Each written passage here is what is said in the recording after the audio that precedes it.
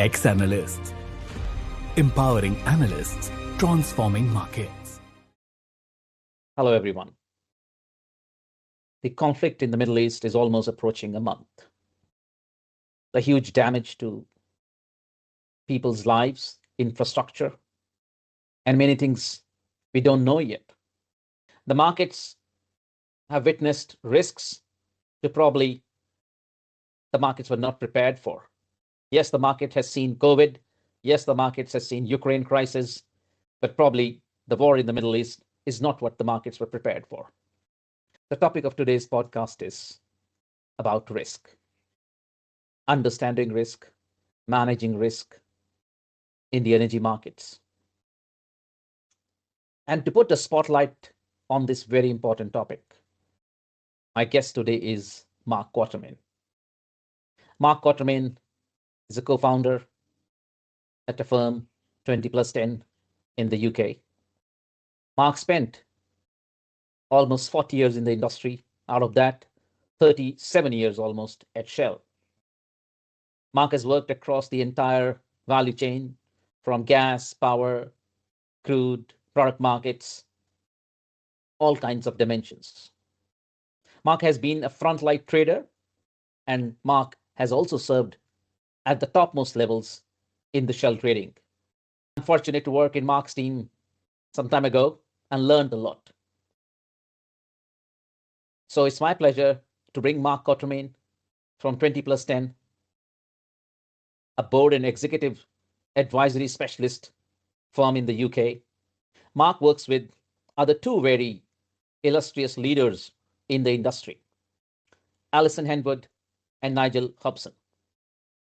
Combined together, they bring a very deep and a special understanding of the commercial risks, the financial risks, and the operational risks in the market. Well, thank you, Mark. Thank you for taking the time out. It's an honor. It's a pleasure for me, having been a student at some point of time, learned a lot from you. Long 40 illustrious years with Shell, trading, managing risk, and the world is on a risky slope now. So welcome, Mark. Thank you very much indeed, Mukesh. And first of all, congratulations on the success that you've had with your business since startup, and thank you for the invite to do this. It's a really important topic right now, risk management. And getting risk management right can be the difference between coming out of this reasonably okay, neutral, even successful, versus potentially quite a very difficult situation. So I think hopefully for the people watching this podcast, they will really get some benefit, maybe something that pricks their idea in terms of, hang on, we need to look at things more carefully. Indeed, I had nearly 4 decades of career with Shell, starting in refining and then indeed moving on to eventually into trading, where I spent about 25 years. So I saw a great deal during that time, and I've tried to take that, as have Alison and Nigel Hobson, Alison Henwood and Nigel Hobson, my co-founders and co-directors of 20+10. We've tried to take that into what we do as 20+10, that lived experience from a commercial standpoint, which was very much my background, a financial standpoint, which was very much Alison's background, and an operations standpoint, which was very much Nigel's background over our years in trading. We tend to work, Mukesh, with a whole bunch of clients. We only have a limited number of clients per year, but many of those clients have great interests around risk management, and they tap our lived experience, whether they are integrated energy majors, whether they are people who have exposure somewhere in the value chain to energy prices, small players, maybe, or even energy service providers, people who have logistics. And we found that we can provide a service which is complementary to the big consultancies. Sometimes we work alongside them, sometimes we work on a standalone basis, but it's been a really exciting last couple of years, 2 to 3 years, doing this stuff. Now I can imagine, Mark, and look, the times we are in, it is 3+ weeks in the Middle East, crisis there. I think coming out of the COVID, then the Ukraine crisis, now this crisis, I guess. Let's start, Mark. If you reflect your journey, how has the definition of risk changed? Because I think it's worthwhile to get a little bit more nuanced understanding of what really risk means in oil markets. Because I think having a kind of not complete picture of risk is itself a risky thing. What do you say? Yeah, so I'd say perhaps one caveat right up front here. I don't know whether there'll be people watching this who are involved in other forms of energy, but if we use oil as the sort of substitute for energy generally here, then if we start with the one that people will be most sort of familiar with, price risk, literally taken that in terms of what is price risk management, is the continuous process of assessing, controlling, and hedging against financial losses caused by unpredictable, volatile crude oil and oil product prices. But as you rightly point out, risk management in this current volatile world is a lot broader than just around the straightforward price risk management. You've got all of the impacts of physical supply, logistics, the consequences of other counterparties' actions, and it becomes a much, much broader topic with a lot more people involved from the commercial side, from the operations side, from the finance side, and of course, what I would call other frontline business partners, people like legal and even IT. Why do I mention IT, Mukesh? Mm-hmm. I mention it because towards the end of my Shell career back in April 2020, we had, of course, the reverse scenario of exactly what we're seeing right now. We had, just after, obviously, the start of the global pandemic, we had a complete collapse in demand. And that complete collapse in demand meant all of a sudden we had a supply glut. And of course, we saw around the middle of April 2020, the unprecedented situation with WTI, where the price fell from, I can't remember, small, like $10 a barrel to minus $60 a barrel and beyond in one day. And a reminder, by the way, that one of the very interesting things about risk management is the statistics will tell you that chances of that happening are once in a billion years. I can assure you, over my 25 years in oil trading, I saw things that were meant to happen only once in a million years, 100 million years, and a billion years, at least once of each of those. And this, which brings into this fat tail risk, which is that things which shouldn't happen at all very frequently tend to happen more frequently, if that makes sense. And then there's a great deal of write-up as to why that happens. So normal distribution curves really don't tell you enough about the risks of things happening like we saw in 2020 and indeed like we're seeing today. And I mentioned IT. Why did I mention IT? Well, because we had never considered up until perhaps March of 2020 what happens if prices go negative. What happens to systems if prices go negative? Now, we were on top of that. We were ready for it. We were beginning to think about it. We didn't think it would happen necessarily, but we said, what if? So we checked our systems, we checked our risk management systems, we checked our deal entry systems, everything to make sure that if that day occurred, that we were ready for it and that we wouldn't have a complete blow up of our price risk management system.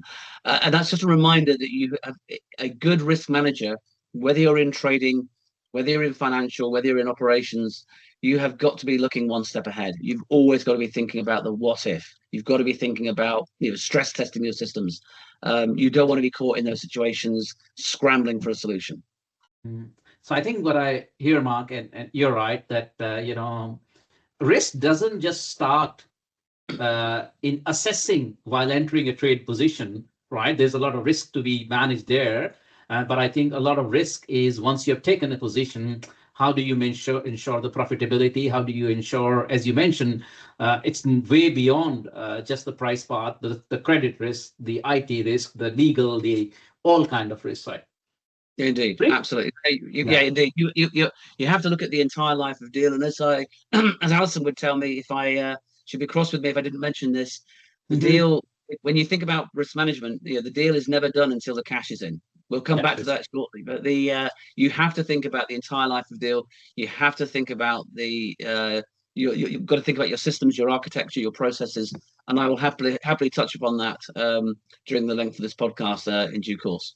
No, I think definitely we'd like to get what is a life of a deal would look like, because my mission with XAnalysts, Mark, is not just to add some experience and wisdom for the practitioners in the world, just like you, but also to inspire people to go after these kind of careers, to go after and embrace these kind of fields, which they may not understand. And if somebody gets inspired to go after, and then it's a success. So in that matter, the world we are in today, what do you think are some of the biggest risks, which must be left, right, and center of a lot of the risk managers, a lot of the trading companies out there? What kind of things you're hearing at 20 plus 10 as well? Uh, Maybe give a glimpse of what kind of risk people are managing or trying to manage now.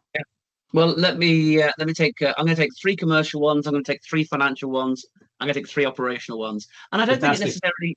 It doesn't. I don't think it necessarily is impacted by today's situation. I think these are ones which are relevant in all times. They just become particularly important. So at this point in time, whenever you've got more volatility, so the chances of things happening or that you didn't, that were untoward, those, by definition, those risks increase.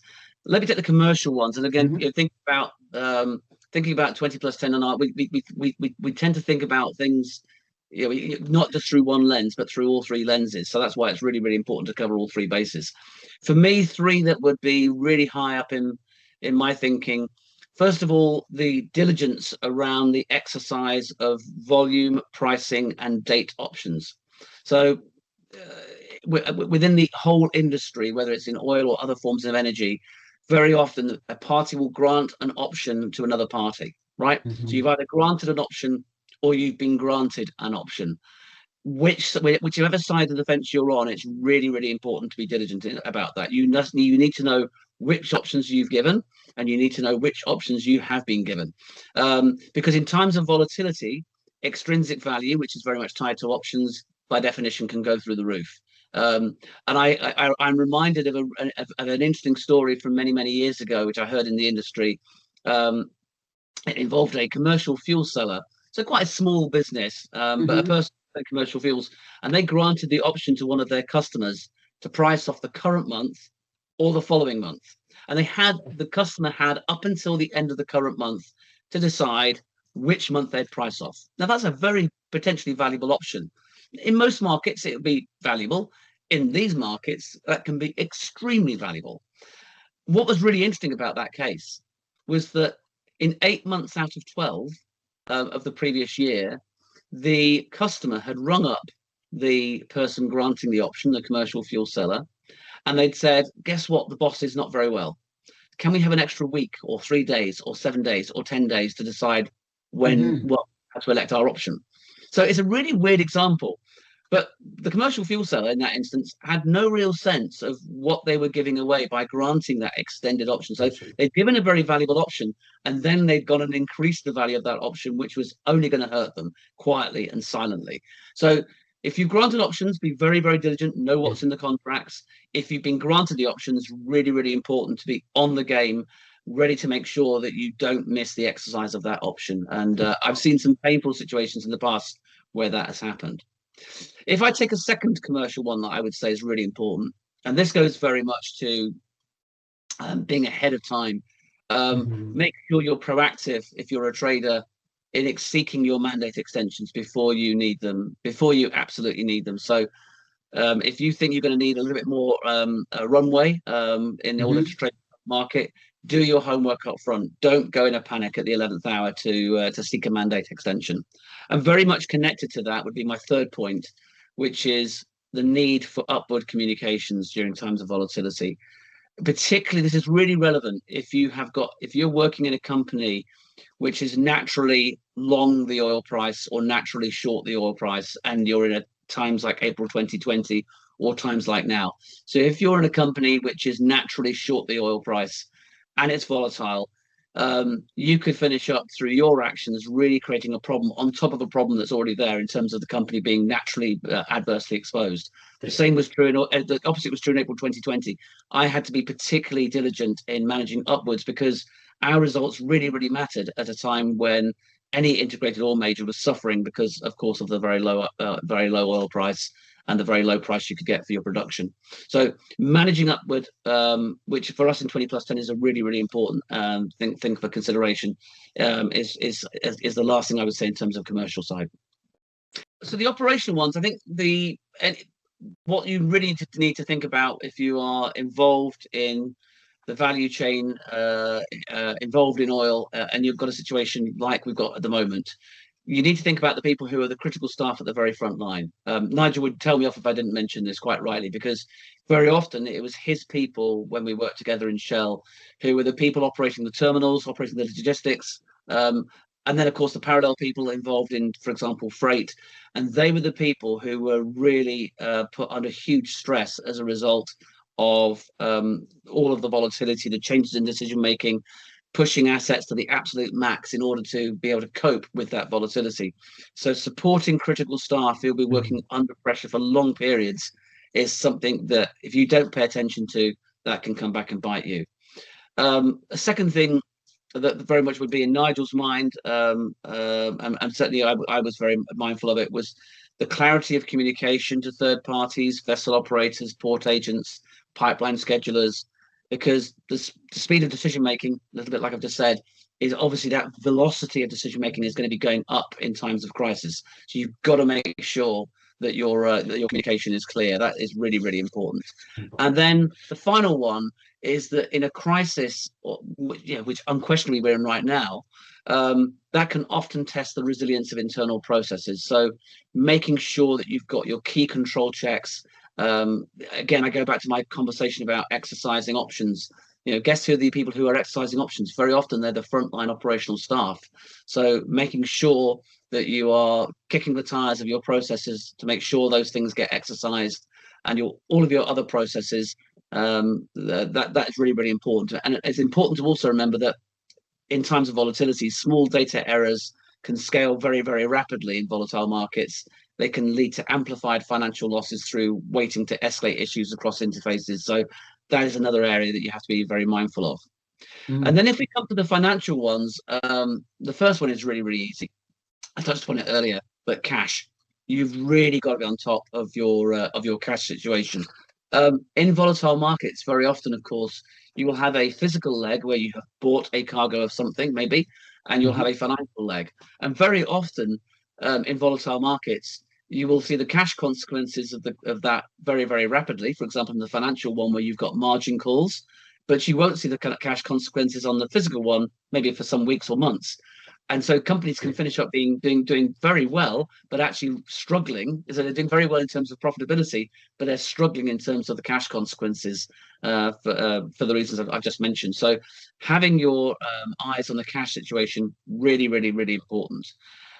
Connected to that, sadly, in any volatile market, some people will be losers and some people will be suffering, or some people will have done okay profitable wise, but won't be doing so well cash wise.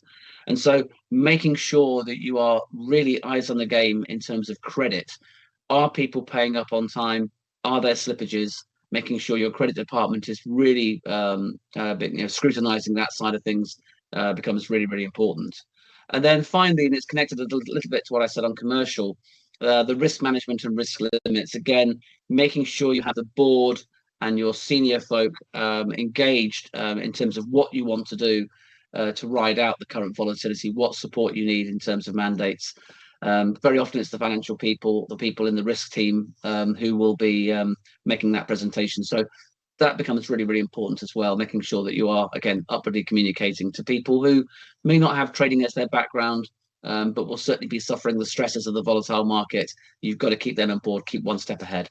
I think, Mark, you talked about, a lot of the senior folks need to really watch all these commercial, credit, operational risk, right? In terms of really measuring risk, probably is equally important than managing it, right? What would you say, given from physical to explosion of the paper markets, what are the measures in your mind are topmost, should be left, right, and center of the senior leaders and the risk managers? Yeah, I believe people work best when they haven't got too many mandates, too many targets. I'm a passionate believer in that because you can finish up being too confused or second guessing yourself. So I think having a mixture of what I would call position limit mandates, which very much have an eye to liquidity. So people used to get frustrated a little bit, like some of my traders used to get frustrated when we had position limit targets, but having something which reminds you of, can you get out of a position? So if you had a position limit mandate of, I don't know, 3 million barrels of length of crude, if I wanted to, could I get out of that position, or 2 million tons of products? If that was your position limit, could I get out of that if I needed to? That's where I found the value of position limits. But of course, you need to have that alongside what you might describe as more dynamic limits, more stress-related limits, such as VAR, which basically are telling you, here's what could happen given the current position. So I'm a passionate believer in having a mixture of position limits and a mixture of what I might call the more dynamic or stress-related limits, such as VAR, but not having too many of them. That for me, whether it was 20 years ago, 10 years ago, April 2020, or the current market, for me, those things are uppermost in my mind, and they will steer you through, whether you're in the physical markets, the financial markets, or in both. They will steer you through that if you're abiding by that sort of methodology. I think you're probably, hitting on a nail that trading is about agility, about speed, and too many limits and measures could really reduce the efficiency of working. But I also want to touch upon, there's plethora of risk management tools, risk guidelines, risk metrics, and I think dashboards and all. In your sort of experience, Mark, what are some of the common misconceptions which people start thinking and building that like this needs to happen, and that unnecessarily adds the fat into the risk management, and ultimately because risk management becomes itself a risk thing? I think the biggest misconception around this topic, Mukesh, is that risk management is boring. Risk management is okay. Yeah. People, if you were when I was a young trader, let me take myself back 30 years. You could easily think of risk management being a constraint, a shackle on what you do. But I learned the hard way that over those sort of 3 decades connected to oil trading, I learned the hard way that you are part of the system. You are part of working in a team. Credit people, other people in finance, operations. So you're not working alone. And risk management is not boring. Risk management is the thing that keeps you alive. Both the risk management that you're doing, but also the risk management of the people around you who are looking at these commercial, financial, and operational risks. I think that for me was my big lesson over all those decades of being involved in the trading business. So if I take you back to, like you touch upon your experience, long years, if you had to restart your career, Mark, right, and not just your career, maybe all the people you have worked with, the traders, what kind of risks, despite all the education and understanding people end up having, and it becomes a very costly affair, what would you tell Mark 30 years ago that do this, learn this? What's the reflection? I would say the first thing that I would tell myself is to learn to manage the ups and downs. You need a huge amount of resilience to do the jobs that the people watching this podcast do. I think that is unquestionable. And I remember very, very early on in my trading career back in 1993, I don't think I was equipped for that at all. I can tell a funny story if that helps. Yeah. I remember very, very early on in my career having some off-grade low sulfur fuel oil to sell from a refinery in the UK. And I'm trying to sell this thing for 2 weeks. And the risk that created, by the way, not so much a financial risk, was that if I didn't sell this thing, I was going to be shutting down the refinery, because the refinery would become clogged up. Yeah. It couldn't move the fuel oil. It couldn't produce any more fuel oil than the tank would allow. So by definition, I was in danger of closing down the refinery. And I remember being very, very happy on this particular day, on this Tuesday. It was a very sunny day in London. And I remember walking into the office thinking how good life is, because I sold this cargo. And to this day, 33 years later, I can remember the price, $77 a ton. I can remember the vanadium, the asphaltenes, the sulfur content of this fuel oil. I can remember the person I sold it to. Perfect. I got to the office, and I got to my desk, and I opened my deal book, and the deal book was blank. And I'm just about to call the person who I have sold this cargo to, and then I remember that I've just dreamt the whole thing. I have, in all of the stress of the markets and all the stress of the last couple of weeks, that I have literally dreamt the whole episode. There has been no sale. I've still got this fuel oil. So I think the thing I would teach myself going right back 30 odd years is It is a tough business, particularly in volatile times, of course, as now. And it wasn't volatile then, but it was stressful enough then. But you have to also manage the ups and downs in the sense of, I remember early on also getting things very right and being very euphoric, and this is great, fantastic. And then, of course, that's just, pride becomes before a fall. You very, very quickly, if you get carried away thinking you're a world beater, you can get your wings clipped very quickly. So I think the greatest traders I ever saw were the people who could remain level-headed when things weren't going very well and when things were going very well, and particularly managing the latter. I think is the thing I would definitely say. That would be the instruction I'd give to myself right at the very start. I think I got there in the end, but it's a journey that you take. Now, it's a journey, and I think it's a very important part. It is the humane side as you work under those tight deadlines and react to the market, and within seconds things can go blow up in your face. To admit that I made a mistake, right, or I didn't go through, right. So being I think that part is equally important. So Mark, I guess the markets have been complex, but with the energy transition happening, I'm in Australia. We have the renewables and we still have the fossil and the gas. And the volatility in the power market is the highest ever in the world in Australia. Similarly, I have seen situations where I heard stories, I don't know, Mark, it's true, that a sugarcane crop failure in Thailand landed up moving prices in the US gasoline market because of some ethanol connections as well. So I'm sure there are more examples which the traders of today and tomorrow need to be much more watchful. What's your take on this interconnected world we are entering, or we have already entered? Yeah, I think you've summarized it perfectly with those two examples. I think the market now, the trader of today, the oil trader of today, for example, has to be a lot more aware of a lot more issues than perhaps the oil trader of 30 years ago. That interconnectedness, the very fact that you've got renewable fuels, the connection to the power markets, etc. It was a lot less complicated, I think, 30 years ago. So they have my greatest sympathy. They have a lot more. The traders of today have a lot more power at their hands. They have a lot more computing power. They tend to have a lot more screens. We didn't have a screen. A lot more screens, yes. My first day in trading was a pencil and a book and a phone, and that was it. A landline, not a mobile phone. So it was a lot more simple. But now you're absolutely right, Mukesh.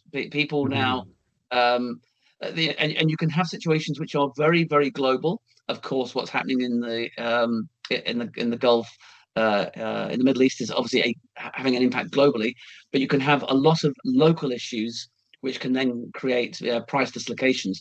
And I think one thing I would add to that, then into the mix, is you can think you're doing really, really well in terms of your exposure to the oil price, but where you have that exposure, in terms of location, can make a huge difference to your results. So if you happen to have your oil on the wrong side of the Strait of Hormuz, for example, that can be the difference between having something which is perhaps not very valuable at the moment and something which is invaluable at the moment. So I think it's being aware of the big geopolitical issues, being aware of those very specific local issues, both so important, and of course that interconnectedness now to the renewables markets, very crucial as well. I mean, as you said, location risk, geopolitical risk, now interconnected market risks. I think the risk have indeed, and equally, I would say, Mark, I'm an analyst for long years, and crunching numbers was my job. I thought that I tried to make a bullet to load the gun, but I don't fire the gun. Have you heard of something called the analysis risk, right? I'm sure. Any reflections for the analysts? Because my goal with this podcast is to also bring to the analyst what they can learn and how they can enable, because it's an enabling branch of the entire oil trading sort of a value chain. So any thoughts and views on the analysis risk where you, the analysts, didn't help us make money or you lost the money? I never heard of that because analysts never get told, but good to hear your take. Yeah, well, I guess, again, I think I've said a couple of points during this podcast that I think it's really important for people to always remember they're part of a team, right? That their work isn't done in isolation, whether it's a trader or whether it's an analyst. I think the best advice I can give around this area is when you're a trader, knowing where you have a competitive advantage and having your analysts working to that competitive advantage. So what do I mean by that? So let's take, for example, the WTI Brent, for example, as a spread, historical key spread. I may have decided that as a trader, that's something I would like to trade. I talk to my analyst. Is this an area where I've got that I can ever, with your help, have a really good market beating feel for that particular spread? Or is that something that we'd be better off leaving to one side and concentrating on other things? That interconnectedness between the trader and the analyst for me is really, really important. So, and you can see that, very much a team thing. It's not what it may well be that the analyst comes to the trader and says, I think we can have a competitive advantage in this area. This is something you should be able to trade more of in the future. Or it may well be that the trader says to the analyst, I think I want to be better in this area. I need you to be focusing more on this. But I think if that doesn't sound too glib, I do think that that partnership between the traders and the analysts to make sure that you are working together on areas where you either create competitive advantage or you have competitive advantage and you continue to be better than the opposition in reading the price signals and being able to forecast what will happen on a probability basis. That for me is really, really important. That would be the best.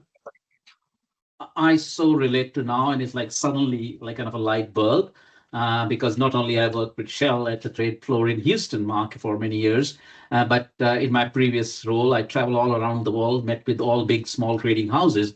And I think this synergy that you point out, the analysts are good in something, competitive advantage, but is it the same competitive advantage for the traders? I have seen those mismatches. So I think, as you say and point out, like so many examples come in my mind. So really, really, I think spot on. Yeah, and now, I think, by the way, just one thing perhaps on that is that there are maybe some things where you go, I'll work in partnership with my trader, or my trader will work in partnership with my analyst to make sure that we've got a defensive stance, that we're at least not caught completely unawares, but you won't prospectively trade something. And then there may be areas where you are being more aggressive. So it's not just, I don't think it's quite black and white. I think it's areas where we have competitive advantage, areas where at least we can hold our own, but we may not necessarily go out and trade very significantly, but areas where we should leave well alone. I think there used to be a trade, the gasoline gas-oil trade, which was the Widowmaker, I think it was called.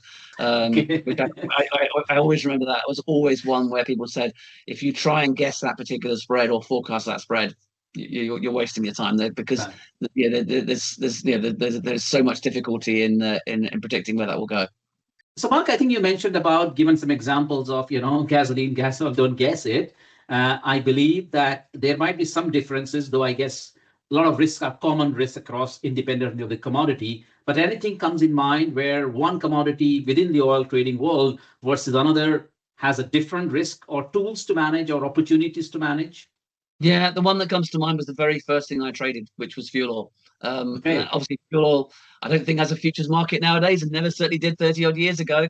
And so whenever we were, the gas oil trader, when he was trading and put a position on, always had the futures market either in the US or in London to go to.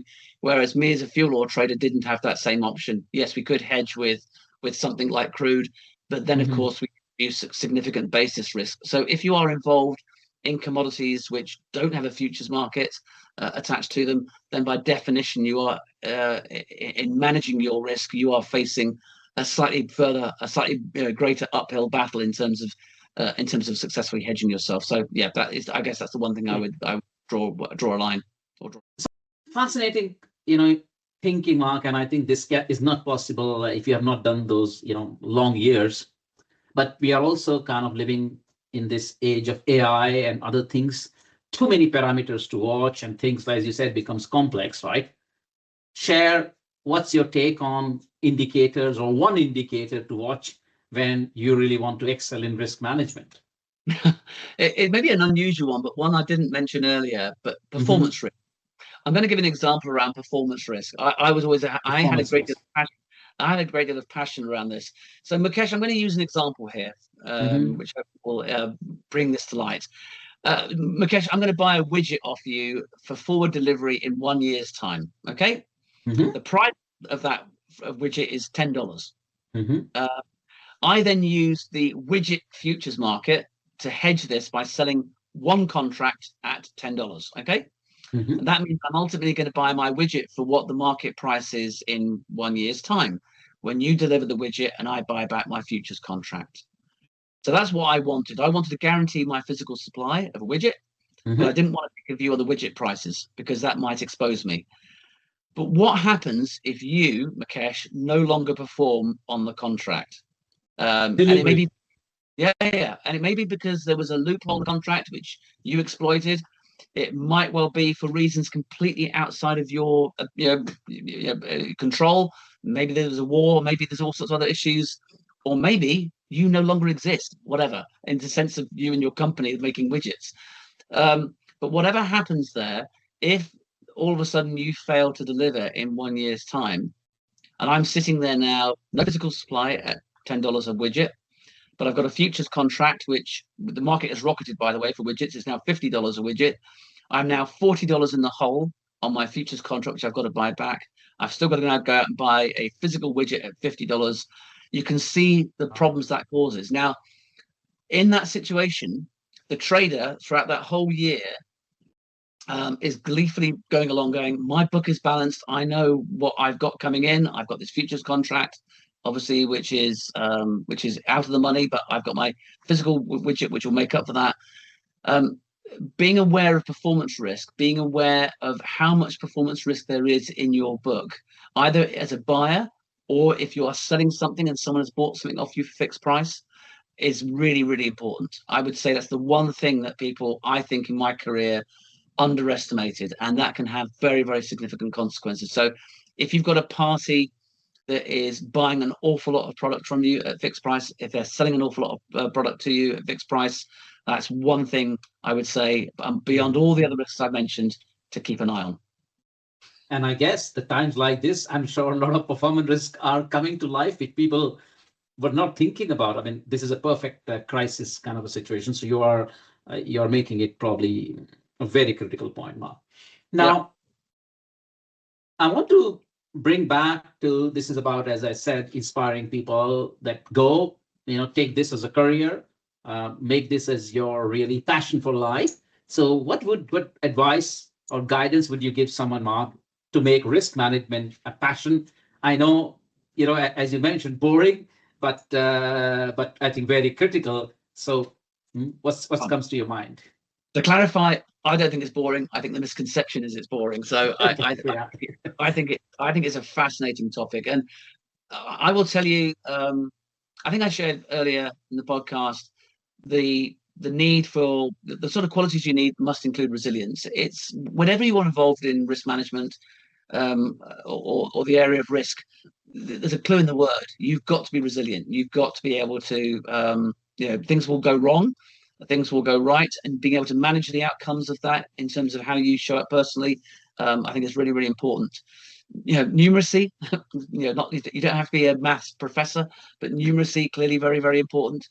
Understanding the commercial consequences of what you are doing around the risks you're managing, understanding when you shouldn't be taking on risks at all. I went back to the conversation we had earlier about things where you have competitive advantage, things where you don't have advantage, and being honest with yourself about where you should take on risk and where you shouldn't take on risk, and indeed where you should pass off risk to other people or other companies and not be involved in that part of the value chain at all. I think that for me, I think is really, really important. But it is, the whole area of trading, the whole area of wholesale commodities, taking on risk, managing risk is a fabulous and rewarding career. If, like me, you may not on day one be ready for it. I grew into it. The person I became was very much different to the person I was at the start. So I don't believe you can't change, but you have to invest in you have to constantly invest in yourself. You have to constantly reflect on what went right and what went wrong in a situation. And if you ever come across people who say they never failed, be very, very wary of them, because believe me, anyone that's ever been involved in trading, taking on risk and risk management will have had failures. Hopefully they'll have learned from them and they'll be stronger and better and more equipped for the next time they face those risks. But people who've never had failures, they're either lying. They didn't take the risk, I guess. Or they didn't take the risk. Indeed, you beat me to it again. Well, fascinating again, Mark, for somebody to inspire And let me ask also, because I know at your new venture, 20 plus 10, you work with board and very senior advisory kind of people, CEOs and CXOs, right? Any message you also want to bring to life for them who may not have come from the trading background per se, in terms of risk management, and if you can make it also relevant to the current times, right, which is difficult times, what message comes to for a CEO as well? Yeah, well, I think perhaps the flip side of the story we've told throughout this last few minutes, I think be very inquisitive about your trading operation. You may not yourself have come from a trading background, but you need to be inquisitive. This is a very, particularly in times of volatility, when there's lots of extrinsic value around, lots of value tied up in options, etc. You need to be kicking the tires of your trading business. The really good senior people I saw in my time in my career were the people who would have turned around and said they weren't an expert in trading, but they wanted to at least understand the basics, and they wanted to be there in times of stress. They wanted to be, even more hands on the tiller, even more, just checking and kicking the tires of the operation. So that for me is really, really important. Making sure that you perhaps pay more attention in these times. I think, secondly, constantly bearing in mind the stresses that the people who are managing these are under. So, just a comforting arm in those times of trouble can be worth a great deal. The fact that you're showing your support. So not just being inquisitive, but showing the support. I think that would be the messages I would give. Thank you, Mark. I think I've learned so much myself. I'm sure my viewers would have learned. If I would say pick few like options, be careful what options you give and what options you take, right? Manage upwards in times of crisis in a better way. Don't come, do your homeworks. Don't come rush when you are caught in a sort of a situation. And indeed the processes, and don't just manage the price, the glamorous side of the trading business, but there's a lot more credit operation side of the business. And for the young analyst, as you talked about, there is so much more fascinating avenues which are emerging in this field. And yes, the CEOs, as you rightly said, that trading is a very fast moving train. But you need to ride the train to learn it and to be part of the train. You can't manage, I guess, trading from the sidelines. I think that's the kind of my summary. Anything last thing that comes, Mark, on a closing point? No, I think we've covered it, Mukesh. I'm really thank you very much again for the time. Again, hopefully that's useful for people who are practitioners in this business. And again, I guess my last point would be manage the ups, manage the downs. If you're doing well whilst you're watching this podcast, make sure that you don't get carried away, and vice versa. If things aren't going so well, then hopefully those better times are around the corner. Thank you, Mark. I'll come back for asking you for another time on more fundamentals thing what you're doing as well. But for now, I think this was all about risk, and hope we have helped someone manage better risk, and that's how XAnalysts and your inputs are more valuable for a lot of people. Thank you, Mark. XAnalysts, empowering analysts, transforming markets.